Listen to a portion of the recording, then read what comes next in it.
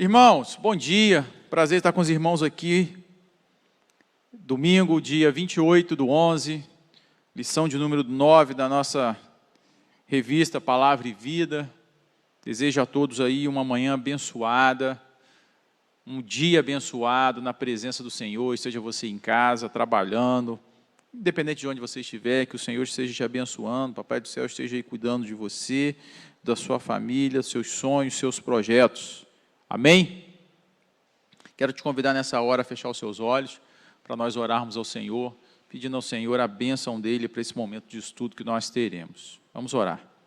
Ó Deus, obrigado, Senhor, por este dia, obrigado pelas Tuas provisões, Senhor, nas nossas vidas, obrigado por tudo que o Senhor tem feito por nós. Queremos te pedir que o Senhor abençoe esse estudo, que o Senhor fale aos nossos corações por meio dos Teus ensinamentos aqui, ó Deus, oriundos da Tua palavra.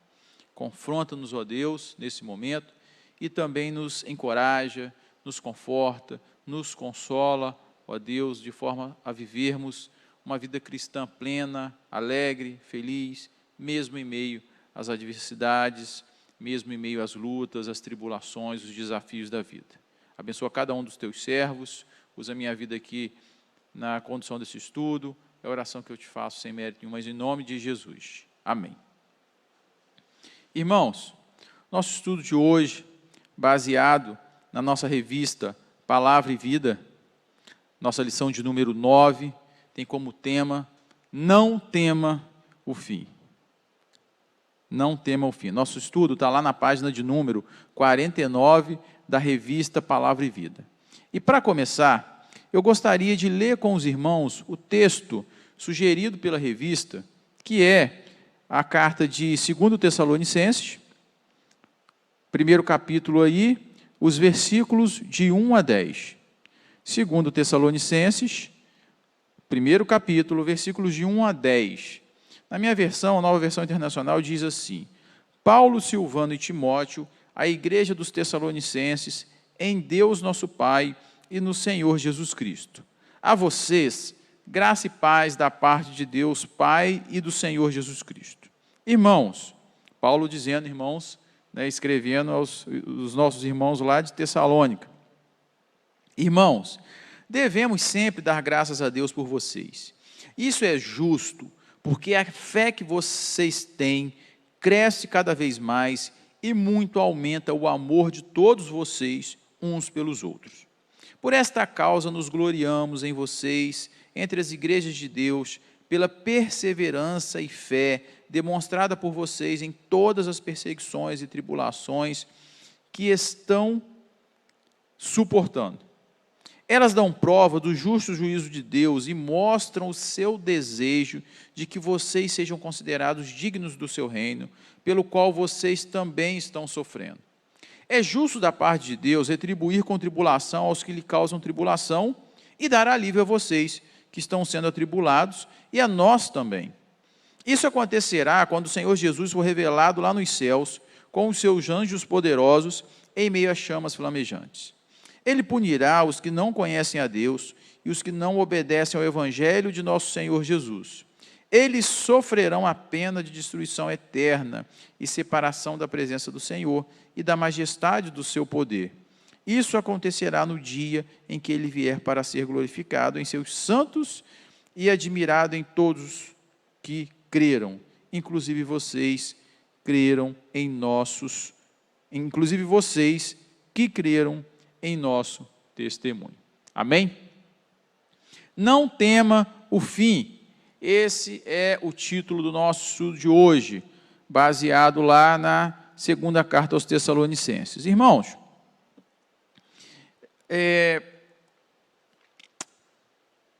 qual o propósito, irmãos, quando Paulo escreveu essa carta, nessa segunda carta aos Tessalonicenses? Vale lembrar que essa é a segunda carta, ele já tinha escrito uma primeira carta. Qual era o objetivo dele? O objetivo dele era fortalecer, era o fortalecimento e o encorajamento da fé daqueles irmãos diante das adversidades da vida. Tá? Então, ele tinha esse objetivo, fortalecer e encorajar a fé daqueles irmãos diante das adversidades da vida. Bom, acredito que é algo que muito tem lugar para nós cristãos dos dias de hoje, visto que nós também estamos vivendo dias de muitas adversidades. Ontem, eu estava numa reunião, e ao final ali, uma reunião muito abençoada, ao final ali eu deixei um pedido de oração para os irmãos, né, pedindo que orassem, né, para o levantamento de lideranças, para que pessoas se dispusessem a trabalhar, não é? Por quê? Porque a gente tem visto as famílias, não é, com as suas particularidades, cada família às vezes ali com algum tipo de luta, enfrentando algum tipo de adversidade, famílias abençoadas, integradas na igreja, famílias maduras, irmãos maduros na fé, mas que às vezes uma ou outra adversidade talvez não estivesse deixando aquele irmão se dedicar mais ao reino, não é? E nós temos muitos projetos, muitas áreas para atuar, muitas coisas por fazer, há muito trabalho, e a vida aqui é uma vida assim, não é? Então, o meu pedido ali era no sentido de que as adversidades da vida não paralisassem nenhuma família, ou não fizessem com que cada família não desse o máximo que pode dar. Então, Paulo ele vai escrever para isso, para fortalecer, para encorajar a fé diante das adversidades da vida, e também para despertar a responsabilidade de um viver cristão atuante. Um viver cristão atuante. Não é só uma questão, vamos dizer assim, de sobrevivência às adversidades, muito pelo contrário, é muito mais do que isso. É viver feliz, é viver realizando a obra, é viver testemunhando, é viver de forma radiante, de forma atuante. Então, Paulo escreve com esse objetivo. Paulo também, ele vai tentar, nessa segunda carta, corrigir alguns erros de interpretação acerca da volta de Cristo. Na primeira carta aos Tessalonicenses, Paulo tratou desse assunto da volta de Cristo. Mas parece que talvez não tenha sido tão bem interpretado pelos irmãos que leram a carta. Então, por exemplo, parece que deu neles a impressão de que Cristo voltaria na próxima semana.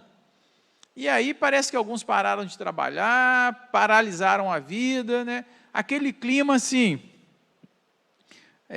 aquele clima, tipo clima de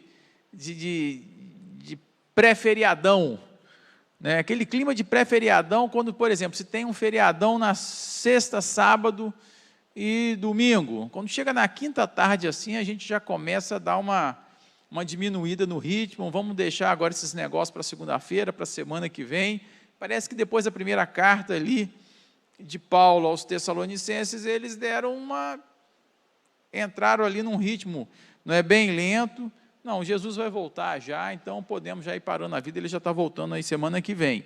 Então, Paulo vai dar uma corrigida nisso aí, né? Não é bem desse jeito. O importante é o seguinte, a gente não sabe quando acontecerá a volta de Cristo, mas a certeza da sua volta vai nos trazer algumas bênçãos essas que podem ser desfrutadas agora.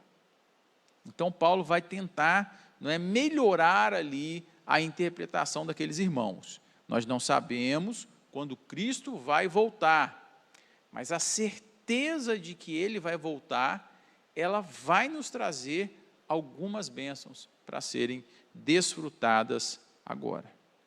Então, Paulo tem aí, não é, esses objetivos: fortalecer, encorajar a fé, despertar para um viver cristão atuante e corrigir algumas interpretações equivocadas ali acerca da volta de Cristo.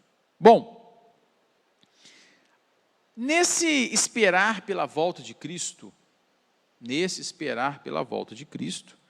como eu disse, tema tratado na primeira carta, e que agora ele vai melhorar isso, o autor traz aqui alguns ensinamentos para nós, extraídos aqui do texto, né, que nós lemos, né, e do contexto como um todo ali, das duas cartas de Paulo aos cristãos em Tessalônica, aos irmãos tessalonicenses, principalmente na segunda carta.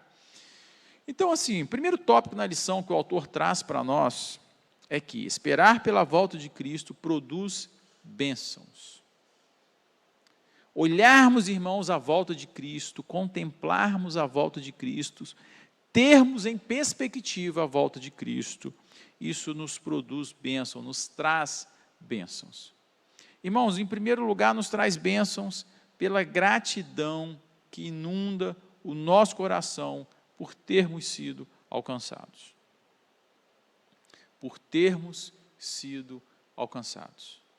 Irmãos, eu tenho tido a oportunidade de viver, de estar presenciando o dia a dia de um grande centro brasileiro. Tenho tido essa oportunidade.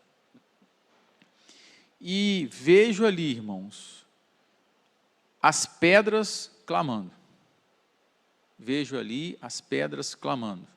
E acredito que não precisa estar num grande centro para perceber isso. Onde a gente está, a gente pode perceber as pedras clamando, no seguinte sentido, no sentido como disse a Bíblia ali, o ser humano carecendo, suplicando por algo seguro, por princípio de vida seguro, por algo que realmente vai lhe fazer feliz, vai lhe fazer realizado, tanto nesse mundo quanto espiritualmente.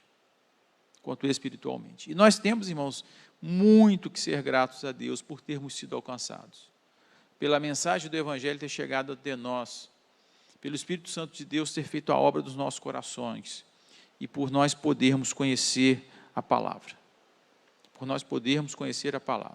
Irmãos, o que eu vejo é que, quanto mais o ser humano se julga desenvolvido, quanto mais o ser humano se julga em um estágio avançado no seu desenvolvimento, parece que mais problemas ele cria para si, mais caos financeiro, mais caos social, mais caos emocional, mais caos afetivo.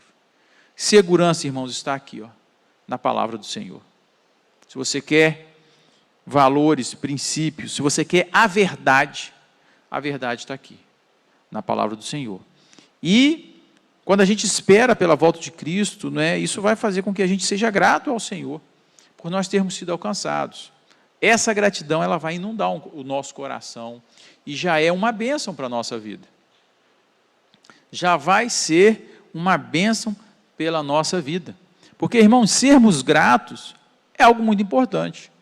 Coisa triste é uma pessoa ingrata, é uma pessoa que não reconhece, é uma pessoa que não tem gratidão. Então, esperar pela volta de Cristo produz bênçãos na nossa vida, uma delas é a gratidão por nós termos sido alcançados. Uma outra bênção que esperar pela volta de Cristo produz é justamente a fé, a esperança, o amor. Tudo isso fruto do crescimento espiritual de cada um individualmente e, consequentemente, da igreja. E isso, irmãos, fazia aqueles cristãos, nossos irmãos ali na antiguidade, vencedores, mesmo diante das adversidades. Olha, a gente sempre tem a tendência de achar que o nosso problema é maior que o problema dos outros. Isso é uma tendência do ser humano. Que o nosso sofrimento é maior que o sofrimento do outro. Irmãos, mas sofrimento é sofrimento, adversidade é adversidade. Temos adversidade? Temos, mas aqueles irmãos também tinham. Dentro do contexto deles, as adversidades que eles enfrentavam não perdiam em nada para as nossas adversidades. Arrisco dizer que eram maiores ainda do que aquelas que nós enfrentamos hoje. Principalmente nós aqui no Brasil, nós brasileiros. Nós não enfrentamos ainda, irmãos, acho que estamos caminhando para isso, mas não enfrentamos ainda perseguições diretas. Não enfrentamos ainda açoites por testemunhar do Evangelho, coisa que aqueles irmãos podiam enfrentar. Alguns enfrentaram, Paulo, por exemplo, enfrentou.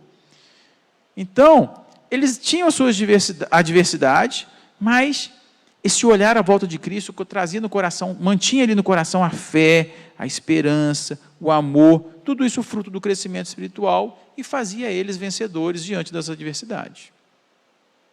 Compartilhei, irmãos, na nossa célula, essa semana, outra semana, a semana ali do dia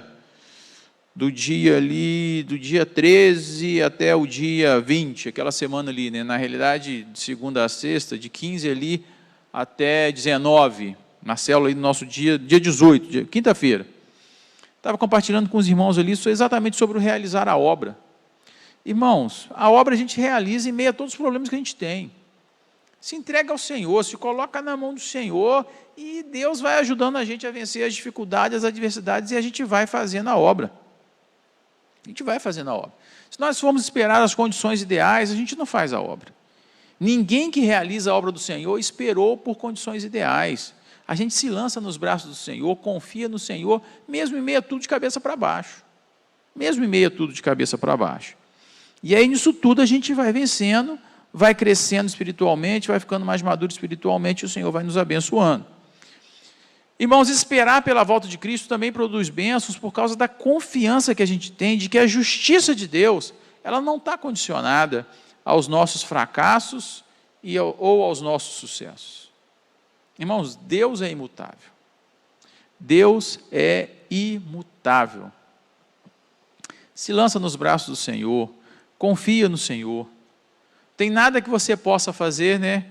Isso é uma coisa meio lá, né, que a gente aprende quando estuda teologia, mas é uma coisa simples e legal da gente colocar em perspectiva. Não tem nada que você possa fazer que vai fazer Deus te amar mais. Pensa nisso. Não tem nada que você possa fazer que vai fazer com que Deus te ame mais. Deus já te ama plenamente. E também não tem nada que você possa fazer que vai fazer Deus te amar menos. Não importa o que você faça, Ele vai continuar te amando plenamente. Ele vai continuar te amando muito. Então, essa confiança de que a justiça de Deus ela não está condicionada aos nossos fracassos ou aos nossos sucessos, isso também é abençoador. Isso também é abençoador. A justiça de Deus está lá feita em Cristo. O sangue de Jesus nos lava, nos purifica de todo pecado. De todo pecado. Esperar pela volta de Cristo também produz bênçãos, irmãos, pela dependência que cria em nós do seu poder, para nós vivermos uma vida cristã digna, fazendo diferença num mundo caótico. A gente não sabe quando o Senhor vem. Ele pode vir ainda enquanto eu esteja vivo. Ele pode, de repente, vir, não quando eu estiver vivo, mas pode vir quando o meu filho ainda estiver vivo, a minha filha ainda estiver viva. A gente não sabe, mas a gente precisa depender do poder do Senhor para nós vivermos uma vida cristã digna e para nós fazermos diferença num mundo caótico. A gente vai ver um pouco à frente no estudo aqui, né, que dias mais difíceis ainda do que a gente vive hoje virão. Dias mais desafiadores ainda do que a gente vive hoje virão. A gente precisa depender do poder do Senhor. E quando a gente espera pela volta de Cristo, a gente depende desse poder. Porque não há outra alternativa.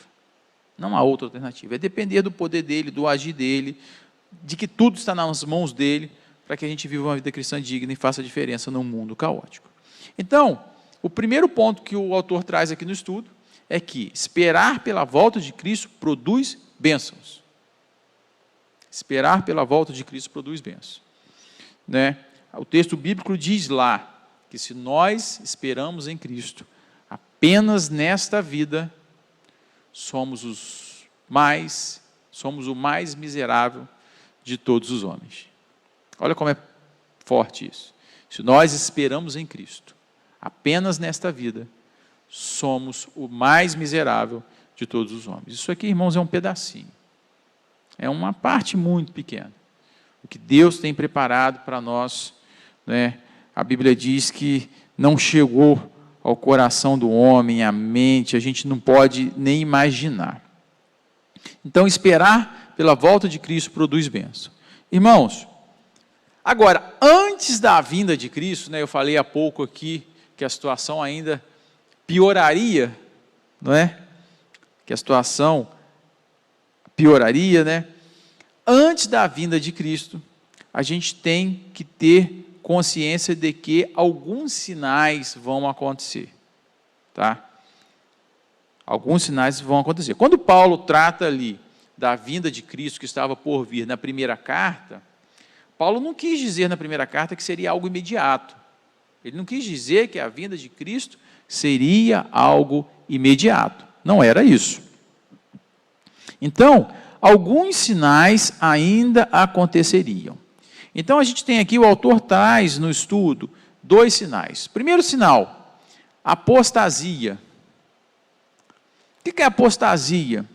É uma rebelião contra Deus em proporções e em abrangência jamais vistos.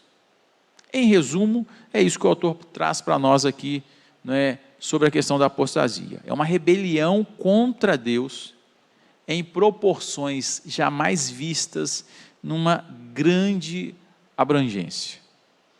De repente, você que está em casa aí está pensando assim, meu Deus, quero estar morto quando isso acontecer, não quero nem estar aqui mais.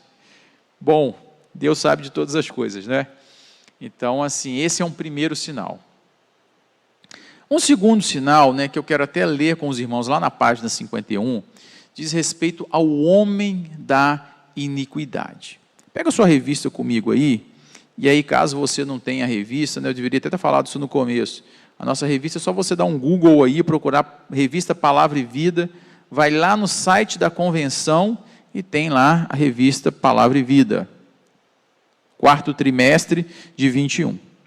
Então, sobre o homem da iniquidade, o autor diz na revista o seguinte: a apostasia dará oportunidade para a manifestação do homem da iniquidade, o filho da perdição, que se revelará. É o que a palavra de Deus diz, tá? Quando João, nas suas epístolas, fala sobre o anticristo, né, João se refere ao anticristo, mas Paulo prefere chamá-lo de homem da iniquidade, né, lá em Tessalonicenses 2, de 6 a 7. E lá, o apóstolo Paulo mostra que o mistério da iniquidade já opera, e isso nós já sabemos, basta ver e ouvir, né, os noticiários que a gente vê por aí, mas diz o texto que algo sobre a ordem divina detém o homem da iniquidade de se manifestar, mas que haverá o dia da sua manifestação, a quem, né, abre aspas aí, a quem o Senhor Jesus matará com o sopro da sua boca e o destruirá pela manifestação da sua vida. Capítulo 2, aí, versículo 8 de 2 Tessalonicenses. A Bíblia não diz quem é esse homem, mas diz apenas que é um ser humano. As suas características são expostas aqui. Ele será alguém com uma vontade imensa de se opor contra Deus. Será extremamente ambicioso. E como diz a palavra, a ponto de se assentar no santuário de Deus como se fosse o próprio Deus. Mas também será segundo a eficácia satânica. 2 Tessalonicenses 2,9, a ponto de agir com poder e fazer sinais e prodígios provenientes da mentira. É interessante notar que não só a responsabilidade do mal está sobre o homem da iniquidade, o qual agirá abertamente e sem impedimento, mas também porque pessoas ímpias estarão ao seu lado. Serão aqueles que aceitarão seu poder demoníaco, fascinados pelos sinais, prodígios e mentiras. Esses voluntariamente rejeitam o amor da verdade para serem salvos. São pessoas induzidas ao erro que dão crédito à mentira. Que mundo é esse onde os valores são totalmente invertidos? Por isso, somos advertidos a tomar cuidado. Então, irmãos, o homem da iniquidade é um segundo sinal que Paulo relata ali na segunda carta aos Tessalonicenses, que mostraria a proximidade da volta de Cristo. Então, antes da vinda de Cristo, a apostasia, ou seja, uma rebelião contra Deus em proporções e abrangências jamais vistas, e o homem da iniquidade, ali liderando, conduzindo a rebelação, a oposição contra o Senhor. Agora, a vinda de Cristo para os santos, irmãos, o que ela vai significar? Ela vai significar alívio quando o céu se manifestar. Ela vai se manifestar, quando ela se manifestar, ela vai ser alívio. E para isso, irmãos, precisamos permanecer firmes. Para isso precisamos permanecer firmes. Irmãos, A gente não sabe quando o Senhor Jesus vem. A gente não sabe quando vai ser a volta dele. Mas a gente sabe que ele volta. É muito interessante, irmãos, e impressionante, quando a gente olha para a palavra de Deus ali, o cumprimento da palavra de Deus. A palavra de Deus, se eu não estou enganado, ela foi escrita ali, né, quando a gente pega o tempo em que ela foi sendo registrada, se eu não me engano, mais ou menos uns 1.500 anos, e se eu também não estou enganado, mais ou menos uns 40 servos do Senhor ali, né, sendo usados para registrar a revelação divina. Irmãos, pessoas que não se conheceram, pessoas de locais diferentes, até mesmo de culturas diferentes, de contextos diferentes, e como que a palavra de Deus ela converge, como que ela se entrelaça, como que ela se complementa e vai se cumprindo passo a passo ao longo da história. Vai se cumprindo passo a passo ao longo da história. Então, irmãos, isso nos encoraja a nós permanecermos firmes, a nós continuarmos nos aprofundando no conhecimento da palavra. Nos aprofundando no conhecimento da palavra. Irmãos, talvez esse seja um ponto onde a gente precise avançar muito. Talvez esse seja um ponto onde a gente precise avançar muito. Estudar a palavra mais. Gastar tempo estudando a palavra. Estudar a palavra como um todo. Novo Testamento, Antigo Testamento. O Antigo Testamento, irmãos, apesar de a gente ter algumas passagens ali um pouco difícil, né, da gente ler, que dirá entender, mas a gente tem, irmãos, ali muitos textos que mostram o dia a dia de Deus com personagens bíblicos, o dia a dia de Deus com o seu povo. A gente aprende ali onde eles erraram, onde eles acertaram, como Deus agiu. Irmãos, nós somos o povo de Deus de hoje. Isso muito nos ensina. Isso muito nos prepara para viver as tribulações de hoje. Irmãos, porque a história do povo de Deus é uma história de luta. A história do povo de Deus é uma história de luta. É uma história de luta contra a cultura do homem que não reconhece a soberania de Deus, que a gente às vezes fala assim, é uma contra a cultura do mundo. É isso que a gente quer dizer. Contra aquela cultura que é formada pelas pessoas que não reconhecem a soberania de Deus, que não têm apreço pela santidade para a qual Deus chama aqueles que o amam, aqueles que o reconhecem, aqueles que aceitam a sua providência, que foi Jesus morrer na cruz para pagar o preço do nosso pecado. Então, irmãos, a gente precisa ter cada vez mais raiz na palavra. Conhecer cada vez mais a palavra de Deus, e conhecendo a palavra de Deus, a gente vai estar conhecendo o Deus da palavra. E isso vai nos ajudar no enfrentamento das adversidades. Vai nos ajudar a permanecer firmes.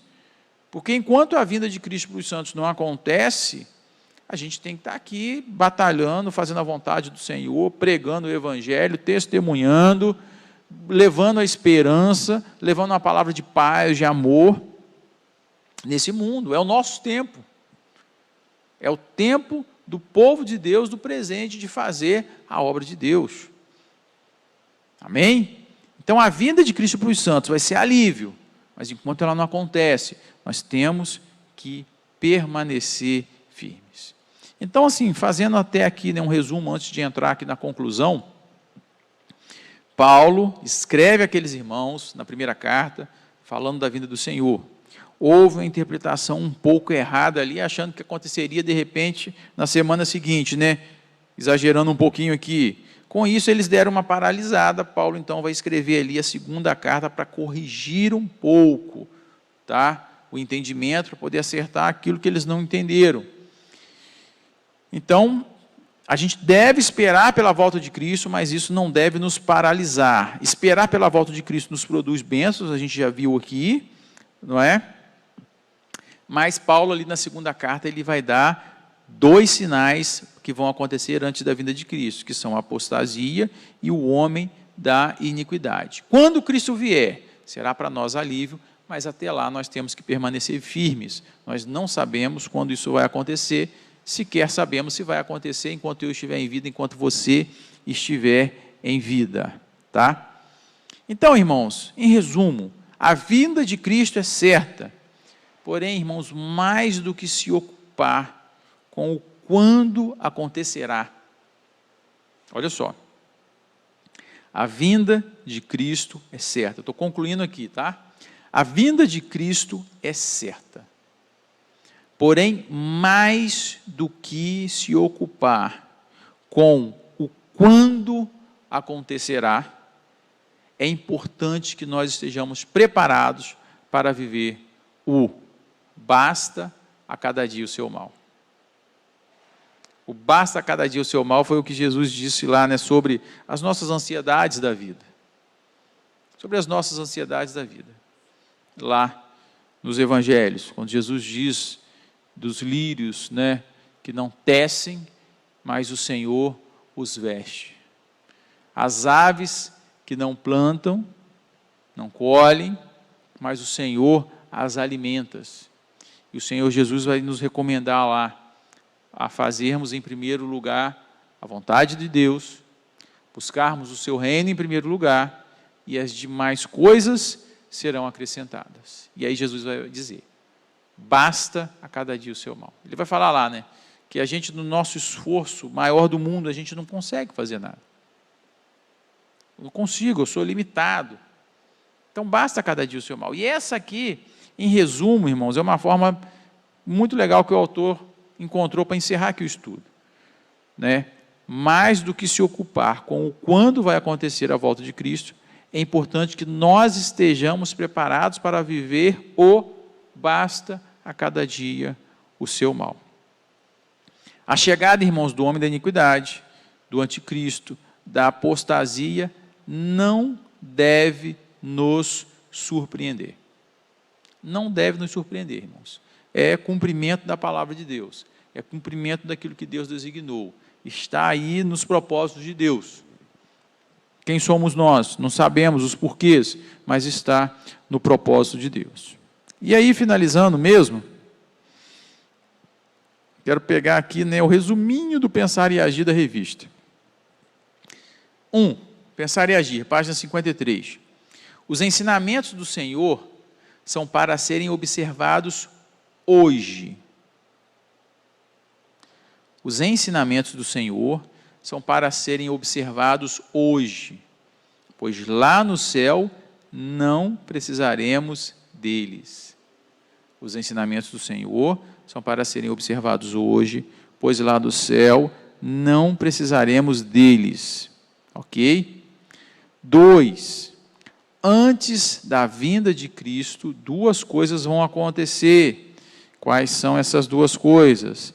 A apostasia e ali o homem da iniquidade. E por fim, a nossa postura hoje deve ser de expectativa pela volta de Cristo, sabendo que esse dia para nós será de grande alívio de todas as tribulações que passamos. Devemos permanecer firmes, embasados na palavra que nos foi transmitida. Embasado na palavra que nos foi transmitida. Irmãos, muitas bênçãos serão derramadas, estão para ser derramadas na nossa vida, antes da volta de Cristo. Como eu disse, né, a gente não sabe se vai acontecer enquanto eu estiver vivo, enquanto você estiver vivo, enquanto de repente nossos filhos estiverem vivos. Mas há muitas bênçãos, mesmo em meio às adversidades. Mesmo em meio às adversidades. E o desejo do meu coração é que você reflita nisso. Não espere a condição ideal para você se lançar nas mãos do Senhor e fazer a obra dele. Não espere as condições ideais para você testemunhar. Não espere as condições ideais para você pregar. A adversidade é algo que faz parte da vida do cristão. E o Senhor Jesus te capacita para você ser feliz, ser abençoado, perceber as bênçãos do Senhor, ter um coração grato, mesmo em meio às adversidades. Amém? Que o Senhor abençoe a minha vida, a minha família, a sua vida e a sua família. Vamos orar mais uma vez nesse momento. Senhor, louvamos o teu nome, ó Deus, porque a sua justiça não se baseia, como disse o autor no estudo, no nosso sucesso ou no nosso fracasso. Somos, ó Deus, pecadores e muitas das vezes sabemos que decepcionamos a Ti. Fazemos aquilo que não Te agrada, mas o Senhor cuida de nós, não nos abandona, e o sangue de Jesus nos purifica, ó Deus, de todo pecado. Não temos, ó Deus, prazer no pecado, mas quando pecamos sabemos que o sangue de Jesus nos purifica de todo pecado e é suficiente, ó Deus, para o nosso perdão. Queremos Te pedir, ó Deus, que na nossa caminhada cristã, na nossa caminhada da vida cristã, nós confiemos em Ti, nós sejamos perseverantes e nós sejamos, ó Deus, luz para a nossa família, para os nossos colegas de trabalho, para os nossos colegas de escola, para os nossos vizinhos. Sejamos, ó Deus, uma bênção na vida do nosso irmão, encorajando, confortando, exortando, sendo usado por Ti, ó Deus, para que a igreja de Cristo cresça, para que a igreja de Cristo se fortaleça, para que a mensagem de Cristo seja pregada. Obrigado por esse momento, abençoa os Teus servos ali, ó Deus, nas suas casas, no seu local de trabalho, pela rua, onde quer que estejam nesse momento participando, ou depois vendo no melhor horário que puderem, esteja abençoando, tocando nessas vidas, falando aos seus corações. É a oração que eu te faço, sem mérito nenhum, mas em nome de Jesus. Amém.